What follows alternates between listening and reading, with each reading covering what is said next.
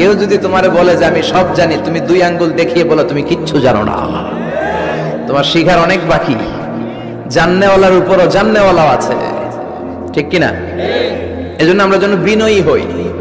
বিনয়, humbleness, আরবিতে বলে তাওয়াদু, এটা খুবই জরুরি। এগুলো আমাদের মধ্যে এখন নাই। আমাদের মধ্যে ইগো প্রবলেম আছে না নাই?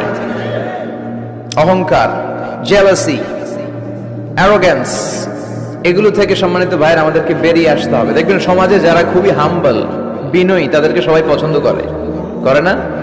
আর অহংকারীদের কেউ পছন্দ করে না। সামনে সালাম দেয়, পিছনে গালি দেয়। কথা বলেন?